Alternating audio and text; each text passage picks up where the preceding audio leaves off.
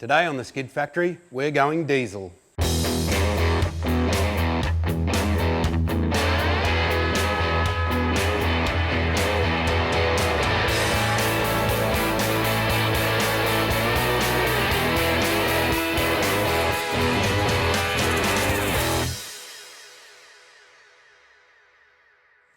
This is my 1999 Nissan GU Patrol.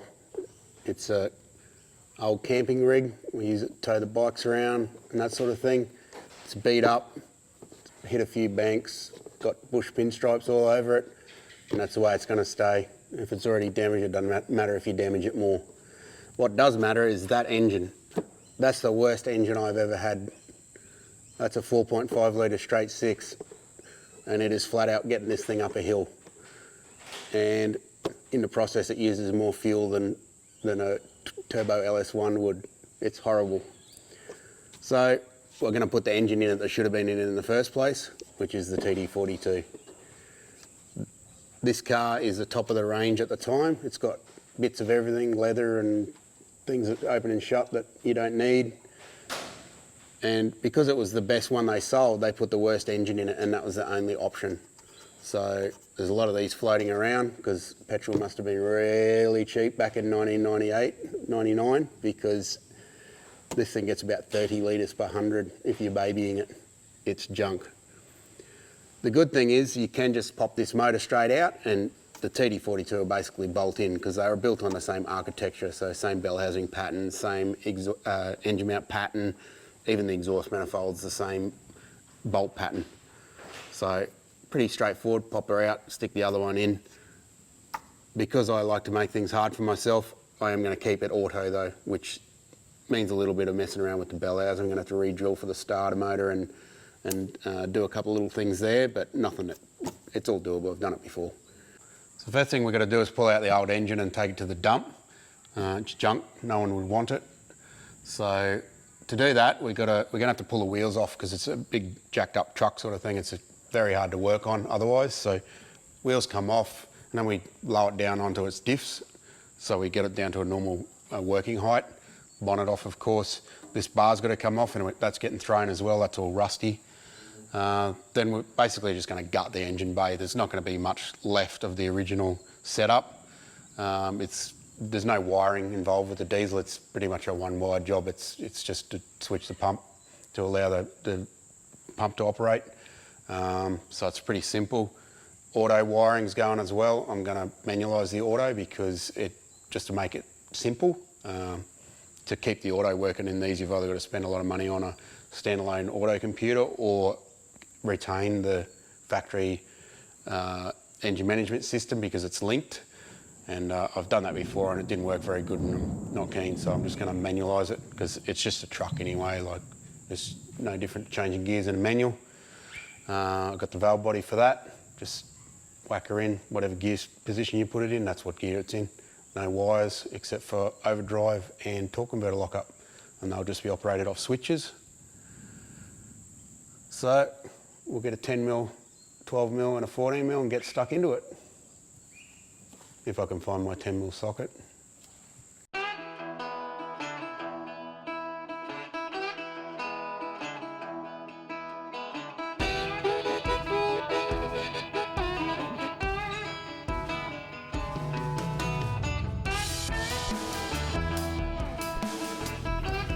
Convoy pros, bro.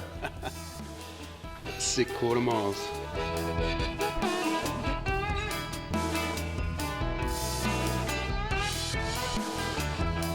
It's a bit of a better height to work out, Al. Much better, especially for a man of my stature.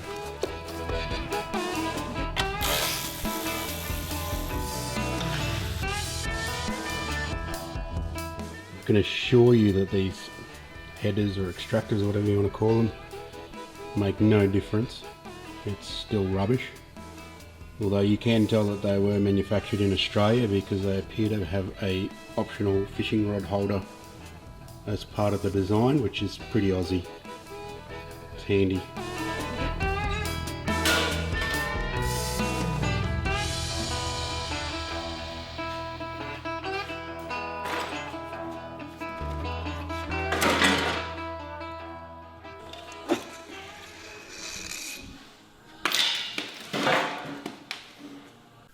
You've been a bit busy, Al. Yeah, just chucking crap in a pile. Is that going on Gumtree? The dump, yes. So, what's happening now? What's left to do? Just got to strap the motor onto a crane and yank it out. Straight into that pile, eh? 1-800 Scrappy. You having fun down there, bro? I'm living the four-wheel drive dream. What's going on? What are you doing? I'm doing the bell housing bolts that have never been undone before. And we're done up by an ape.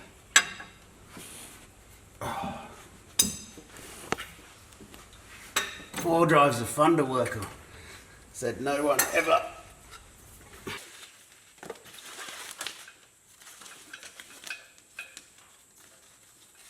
Trusty seatbelt. Hopefully it's trusty.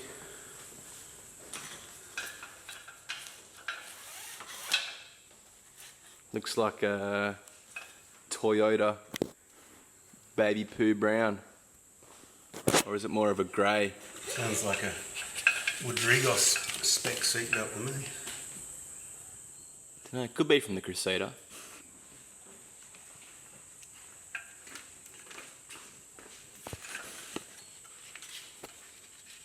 Couple of safety granny knots there, bro.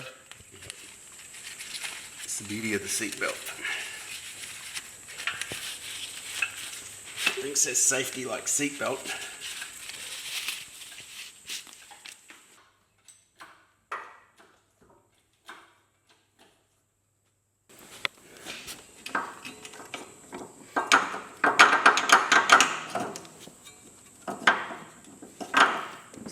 Self-removing engine mounts. Already undid that one, did ya? Yeah. Carefully devulcanized it. What's this side like? You'll be right. This one will go again.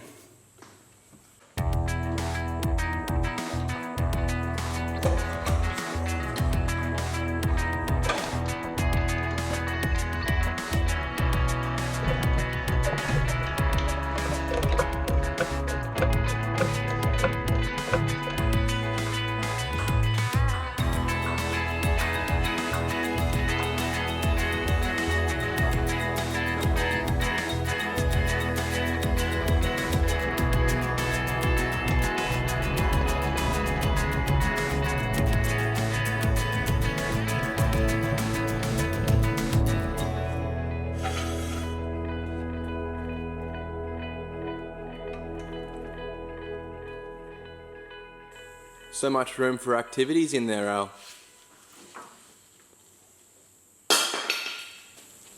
There's enough room for a TD42, that's the main thing. So we've got to pull the converter out and pull the bell housing off. The bell housing matches up, but the starter motor on the diesel is massive and it's got 3 bolts and the bolt pattern's different. And you can't use the TB45 starter because the solenoid will hit the oil filters. So we've got to take it off and then lay the back plate on the back of the engine, there's a tin plate over it, and get the pattern for the starter motor and drill and tap the bell housing. Also have to grind away part of the inside of the bell housing where the original TB45 studs are, because the diesel starter motor is big and they get in the way. So it's pretty straightforward.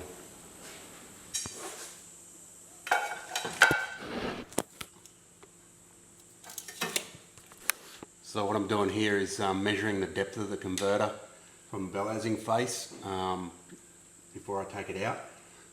Good practice because you want to be sure that the converter is seated when you put it back in before you put the engine in, because quite common for people that are not experienced to put the converter in a couple of notches but not the full 3 notches, and then put the engine in, draw the bell housing in with the bolts and smash the insides of the gearbox to bits, which is a day ruiner.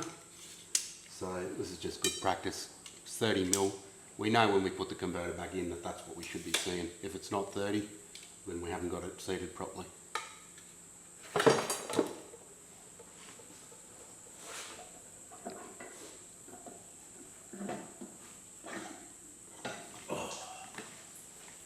Sick balancing act. Oh.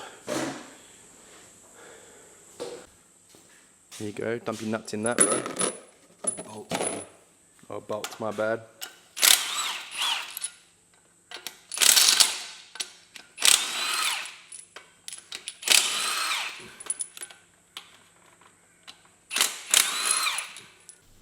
So with this Jatco transmission, the bell housing is bolted through the pump bolts, and it's all held together sort of as one.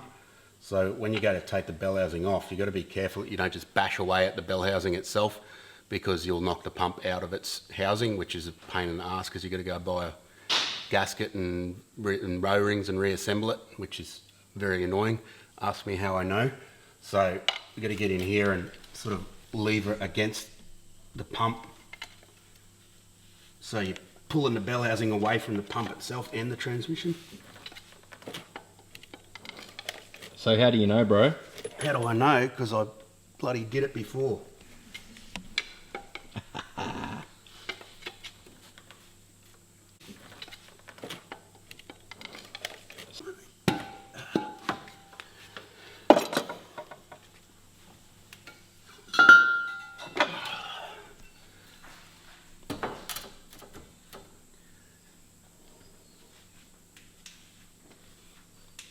We're looking for a zero tragedy day today because I want to get the engine in. And yes, it's hot. It's always hot here, so don't ask why I'm sweating all the time. Why are you so sweaty, bro? Shut up. So I got the sump or oil pan off. This was a non-turbo TD42, so we've got to put an oil drain into it. The oil drain's originally in the actual engine block on a turbo TD42, which is not practical to tap that. So oil pan off, bash a hole through it. In this case, I'm going to actually weld on a threaded 3/8 NPT nut on there. And the reason for that is you can weld on like an AN fitting straight on there, like a weld on, but if that AN fitting gets damaged at any time from pulling the engine in or out, if you hit the taper, you're screwed. You've got to cut it off and go again. So with this, you can weld that on. You can put any fitting you like in there. You can just be a straight barb fitting, or it can be an AN fitting, whatever. And it can't be damaged when you're moving it around. So clean the paint off, digger on, straight back in, and then we'll sling the engine in. Stormy, eh? Better get the bike inside. The bike. What's that, the priority? Yep. What about the Challenger, bro? What about it?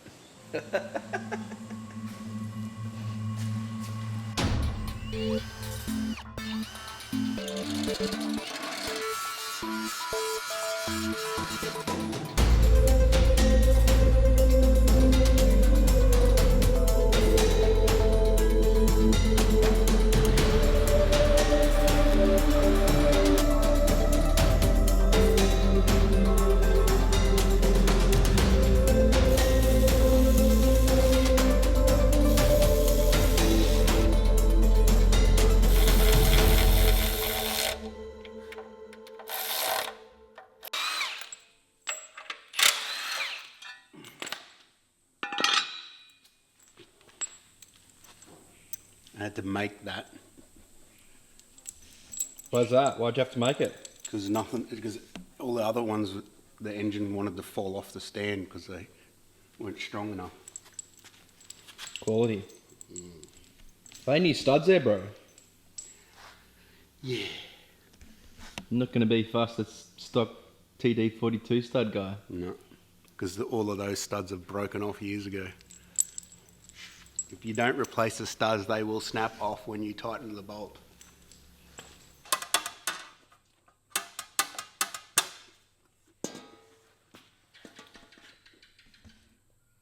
Nice. So here's the TB45 bell housing, and this is the back plate off the TD42 diesel engine. As you can see, the bolt pattern is the same, and we've just got to remove these two starter mount bosses and re-drill these 3 holes for the bigger starter. So we're going to use the dowel holes to locate it properly and use this plate as a template. So I've just got a couple of 9.5mm drills that fit very nicely in there. That's going to hold it in the correct spot. And first I'm just going to scribe that, and we're going to get rid of these because they fell on the starter motor. So I'm just going to cut them away with a grinder, and then we'll mark out those 3 holes and drill and tap. They're 12 by 1.75. You can see it's all been built for that purpose. When they cast this bell housing and use it for a diesel, they would just machine in there and get rid of these and just drill those 3 holes instead. So there is diesel auto TD42s in a lot of things. They put them in buses and stuff like that. There's quite a lot of autos, just none in Australia. So they didn't sell auto 6-cylinders here, only the 4-cylinder engines, which are also the same bolt pattern and also exactly like this. So if you've got a ZD30 3-litre 4-cylinder you want to convert, you can use this bell housing and do the same process. You just have to change the torque converter on a ZD30 because it's such a much lower torque engine and the torque range is higher in the rev range. It will flare the converter and cook it, so you've got to change the converter. With the TB45, it's pretty right for the TD42, so I don't have to change it.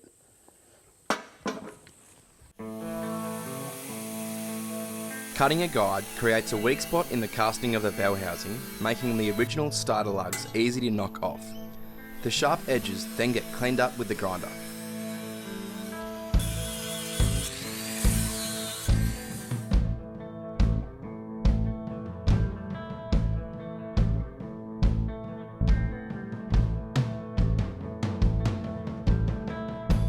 Al then places the starter motor in position and uses the correct size drill bit to get a centre point for the holes that require drilling and tapping.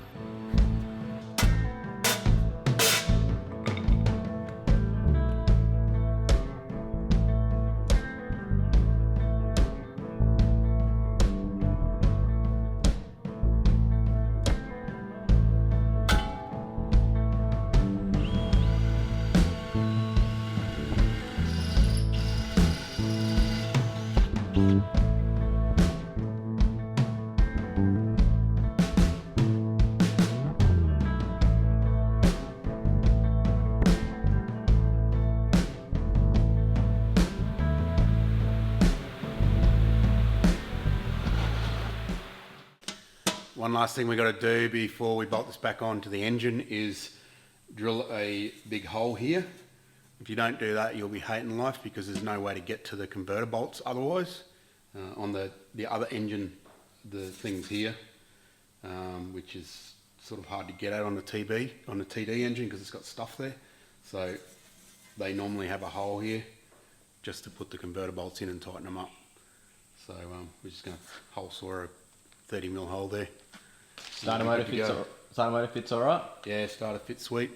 All good to go. Nice.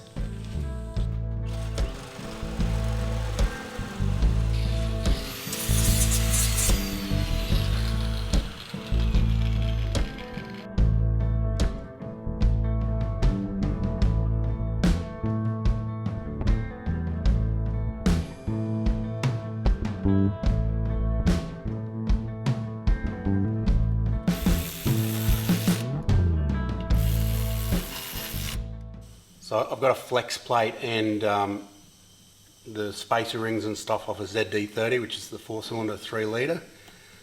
It shares the bolt pattern with this early TD42.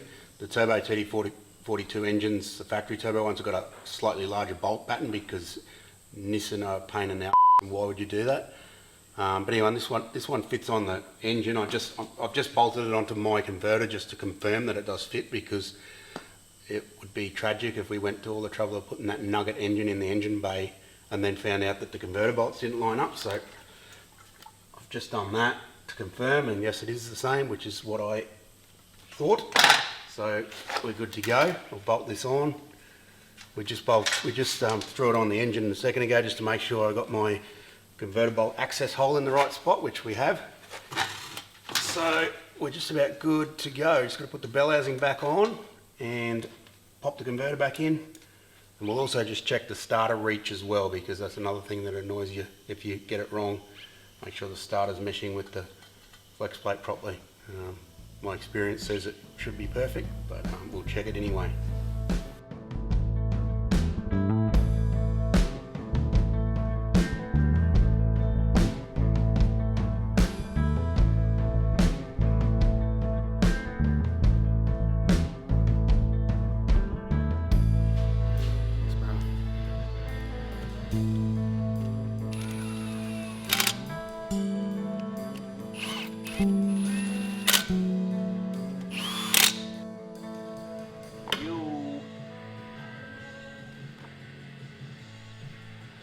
Don't be fooled by my casual appearance. This isn't comfortable at all.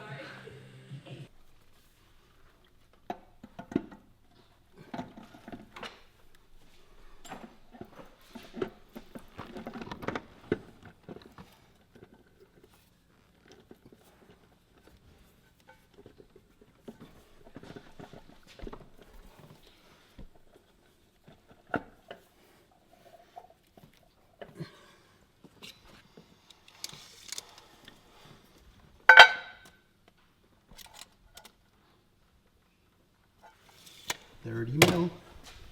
Spot on, bro. Yeah. So the flex plate setup is this little unit there. So that goes on first.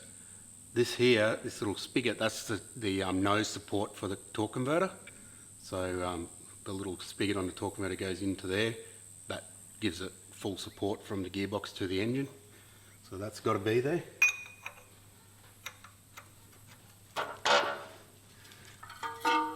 Then your plate, you'll see it's all doweled, so it only goes on one spot.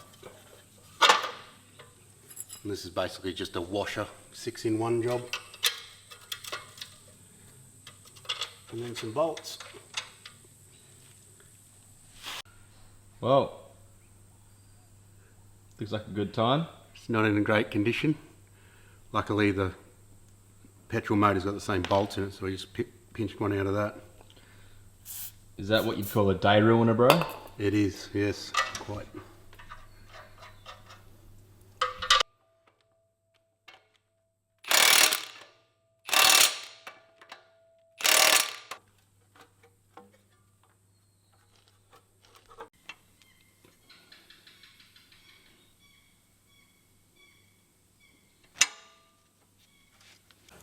One final check that we have to do before we throw the engine in is to make sure that the flex plate protrusion from the back of the engine block is going to match up to the converter.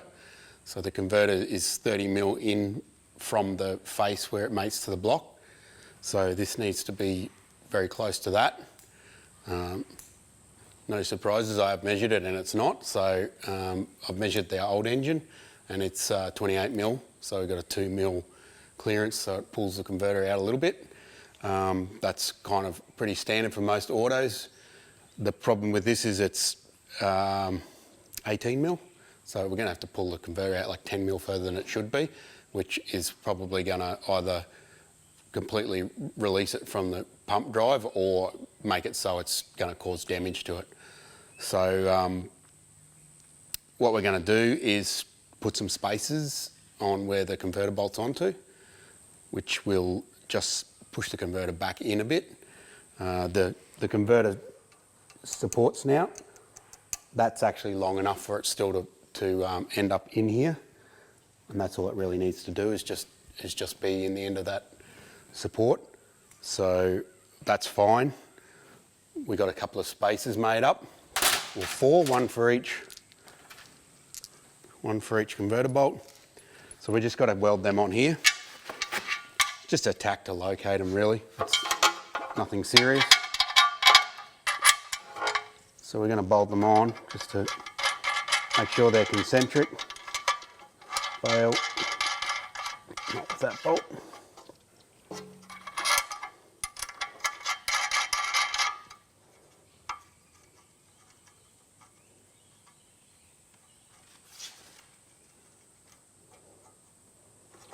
And just give it a tack, one on each bolt hole, and we'll just get some longer converter bolts, and that'll mate up to the converter properly and stop it from being pulled too far out of the box. The last one I did of these was a ZD34 cylinder. It didn't have this problem.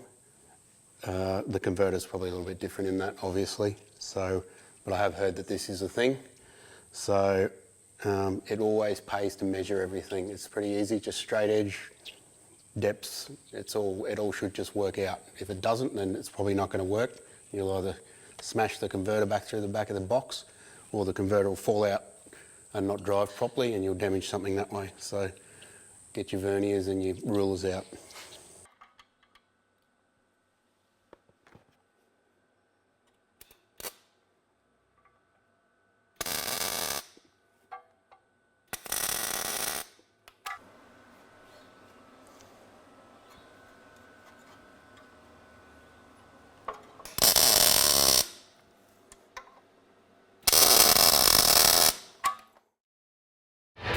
Be sure to check out the next episode when the TD42 gets bolted in and the diesel fuel lines changed over to suit.